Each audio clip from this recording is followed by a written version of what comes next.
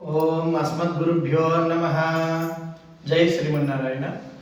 ఈ వివాహ మహోత్సవంలో వివాహ ఘట్టంలో మనకి వరపూజ అనేటువంటిది ఒక ప్రధానమైనటువంటి అంశంగా కనిపిస్తుంది.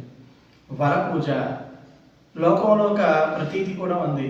జామాత స్వయం విష్ణువు అంటారనమాట. జామాత అంటే అల్లుడు సాక్షాత్తు విష్ణువు అని మనకి లోకంలో ఒక ప్రతీతి ఉంది. అంటే తన ఇంటిలో పుట్టినటువంటి ఆడబిడ్డ సాక్షాత్తు మహాలక్ష్మిగా భావన చేయడం అనేటువంటిది మన కుటుంబాల్లో ఉండేటువంటి ఘనమైన సంప్రదాయం. కానీ ప్రస్తుతం ఈ కాల ప్రభావం చేత ఆడపిల్ల పుడితేనే బాధపడేటువంటి దౌర్భాగ్యపు రోజుల్లోకి మనం వచ్చాము. అది ఏమాత్రం మంచిది కాదు.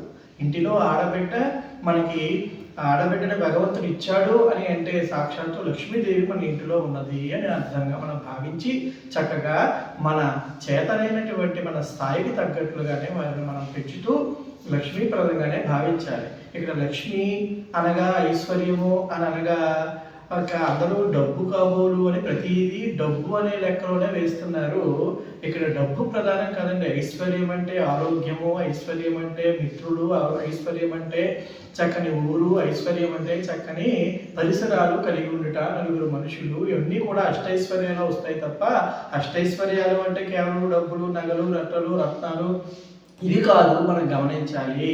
ఐశ్వర్యము ఇంటిలో లక్ష్మి అంటే ఆడబిడ్డ పుట్టారు అంటే అది ఐశ్వర్యము. అంటే ఆ బిడ్డ ఎదుగుతున్న కొద్దీ మన కుటుంబంలో సుఖ సంతోషాలతో మన యొక్క వంశాన్ని తరింప చేయడానికి ఒక బిడ్డ పుట్టింది అని మనం భావన చేయాలి. అది నిజమైనటువంటి ఐశ్వర్యం. అంటే మనకు ఉండేటువంటి అనేక పాపాలను పటాపంచలు చేసేటువంటి శక్తి ఆడబిడ్డకు ఉంటుంది మన కరణం ద్వారా అనేటువంటిది మనం గ్రహించాలి.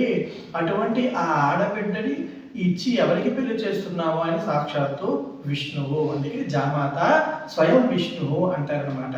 ఇక ఇప్పుడు మనం జరుగుతున్నటువంటి ఈ వివాహానికి మరొక పేరు కన్యాదానము అని కూడా అంటారు కదా. కన్యాదానము అనేది ఘనమైనటువంటి దానము, గొప్ప దానము.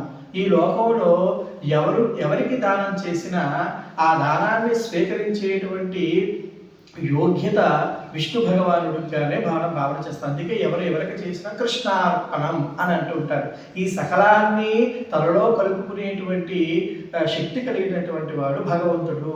కనుక ఈ దానాన్ని చేస్తున్నప్పుడు విష్ణువుకి ఆ వామనమూర్తి స్వరూపమైన విష్ణువుకి దానం చేస్తున్నట్లుగానే భావన చేయాలి అని మనకు కనిపిస్తుంది. అదే గతంలో కూడా మనం చెప్పుకున్న కాశీకి బయలుదేరినటువంటి కాశీ యాత్ర అని అంటే ఆయన్ని నిదుగో నా వదులు చేసుకోనాయన అని కన్యాదాత గారు బ్రతిమాలుతున్నట్లుగా వారిని ఒప్పించి గృహస్థాశ్రమంలో ఉంచి మరొకసారి ద్వితీయ యజ్ఞోపవేతదారుని కూడా చేస్తారనమాట.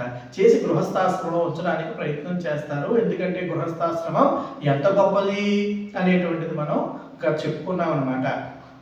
కనుక అటువంటి ఈ గృహస్థాశ్రమ స్వీకారానికి ప్రధానమైనటువంటి వారు కన్యాదాత. అదేవిధంగా ఆ దానం ఎవరికి ఇస్తున్నాడు అంటే అల్లుడికి ఇస్తున్నాడు. ఇప్పుడు ఈ అల్లుడు వరుడు నేను పురుషుణ్ణి కాబట్టి అని పురుషాహంకారాన్ని ప్రదర్శించకూడదు. ఇచ్చేవాడు దాత గొప్పవాడు, పుచ్చుకునేటువంటి వాడు ఆత్మన్యూన్యతాభావంతో ఉండడానికి లేదు. కనుక వీరిని సాక్షాత్తు విష్ణు స్వరూపంగా దైవ స్వరూపంగా దానం చేస్తున్నారు.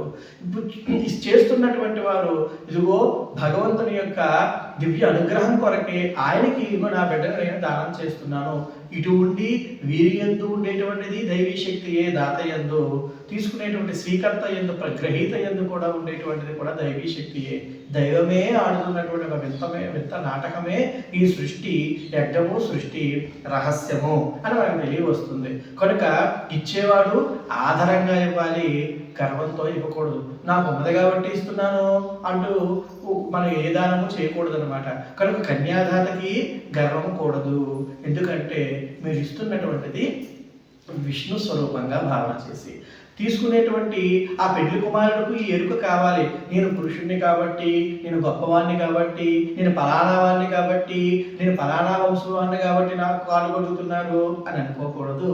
ఎందుకంటే తనలో విష్ణువుని చూసి ఇస్తున్నారు కనుక ఇది విష్ణు ప్రసాదంగా వీరు ఆ సేవని స్వీకరించాలి. ఏం జరుగుతుంది ఇక్కడ ఈ వరపూజలో అంటే వరుణ్ణి సాక్షాత్తు లక్ష్మీ నారాయణ స్వరూపంగా భావన చేసి పిలుస్తారనమాట. పిలిచి ఓ వర ఇదవర్ఘ్యం అంటూ వారికి చేతుల్ని కడుగుతారనమాట. వర ఇదవర్ఘ్యం స్వీకరం తీసుకోవయ్యా అని అంటారనమాట. అదేవిధంగా ఇదం ఆచమనీయం స్వీకరం అంటారు. ఇదిగో నాయన చక్కగా ఈ ఆచమనీయాన్ని స్వీకరించు అని చెప్పి వారికి మర్యాదపూర్వకంగా వీడు నా దగ్గర తీసుకుంటున్నాడు అనేటువంటి భావన ఉండకూడదు. చక్కగా ఆసనాన్ని పూర్వపు రోజుల్లో దర్భాసనాలు వేసేటువంటి వారు ఇప్పుడు కాల ప్రభావంలో ఏదో ఆసనాలు వేస్తున్నారు. కానీ సంప్రదాయబద్ధంగా మనం ఎప్పుడైనా వివాహం చేసుకుంటే ఆ మహాత్మ్యము ఆ యొక్క విశేషము వేరేగా ఉంటుంది. చక్కగా కూర్చోబెట్టి ఈ కన్యాదాత యొక్క భార్య అంటే వధువు యొక్క తల్లి గారు చక్కగా ఒక మంచి శ్రేష్టమైనటువంటి కుంభము అంటే ఒక బిందెను తీసుకుని వచ్చి ఆమె దోసిలి పడుతూ నీళ్ళని ఈ యొక్క వరుడి యొక్క పాదాల మీద పోస్తూ ఉంటారు. ఒక చక్కని పల్లె ఉంచి అందులో కుడి కాలుని పల్లెల్లో పెట్టి మొదటిగా ఆ కుడి పాదాన్ని, రెండవ తరువాత ఎడమ పాదాన్ని ఆ కన్యాదాత యొక్క భార్య పోస్తూ ఉంటే చక్కగా ఈ భర్త గారు వాటి కుడి పాదాన్ని ఎడమ పాదాన్ని చక్కగా కడుగుతారనమాట. ఓం నమస్తనంతాయ సహస్రమూర్తయే సహస్రబాహవే అంటూ ఆ భగవంతుని యొక్క నామాన్ని చెబుతూ చక్కగా కాళ్ళని కడిగి తుడిచి అలంకరించి ఆ నీటిని ముమ్మారు వారు శిరస్సు మీద చల్లుకుంటారనమాట. ఇది ఎక్కడ చోద్యమండి? తల్లిదండ్రులు వయసు ఉన్నటువంటి ఆ పెద్దవారు చిన్నపిల్లాడు కాళ్ళను కడగడమేమి అని అంటారా? ఇది ఎందుకంటే అక్కడ కడిగేది విష్ణువుకి అనే భావన. మరి అలా కడిగినటువంటి ఆ వరుడు చెబుతాడనమాట, ఓ మయి మహోమయి యశోమయి ఇంద్రియాణం వీర్యం అంటూ ఒక మంత్రాన్ని చెప్పడం ద్వారా నాలో తేజస్సు, బలము, వీర్యము, కీర్తి స్థిరమగుగాక అని ఆయన ఒక మంత్రాన్ని, ఓ విష్ణు భగవానుడా నాలో ఈ వీర్యాన్ని అంటే బలాన్ని, కీర్తిని, శక్తి, తేజస్సుని నిక్షిప్తం చేసి ఇట్లాగే ఉంచు. ఎందుకంటే పెద్దవారు కాళ్ళు తాకారు కదా, కనుక ఆయన అట్లా అనుకోవాలన్నమాట. అలా అనుకుని ఆయనకి ఈ యొక్క సేవ చేయడమే, ఈ వరుణ్ణి ఈ విధంగా గౌరవించడమే ఈ యొక్క వర పూజ. ఆ యొక్క అర్ఘ్య పాద్య ఆచమనీయాన్ని స్వీకరిస్తున్నటువంటి వరుడు సదా దైవీ ప్రార్థనతో ప్రసన్నమైనటువంటి మనస్సుతో ఉండి, ఓ ఉదకమా అంటే ఆ యొక్క నీటి దేవతని స్మరణ చే, ఉదకమా నీవు నాలో తేజస్సుని స్థిరపరచము, నాలో నాకు కీర్తిని కలగజేయము, నాలో బలాన్ని వృద్ధి చేయము, నీవు సకల ప్రాణాధారమైనటువంటి స్వరూపానివి, నీవు నన్ను చక్కగా నా పట్ల నీవు అమృతము వలె ప్రవర్తింపుము అంటూ నమస్కారం చేసి ఆ వరపూజను స్వీకరిస్తాడు. నారాయణ స్వరూపంగా అల్లుడు గారు ఆ నారాయణుడికే నేను ఈ సేవ చేస్తున్నానని ఆ సేవ చేస్తాడు కన్యాదాత అయినటువంటి మామగారు. జై శ్రీమన్నారాయణ.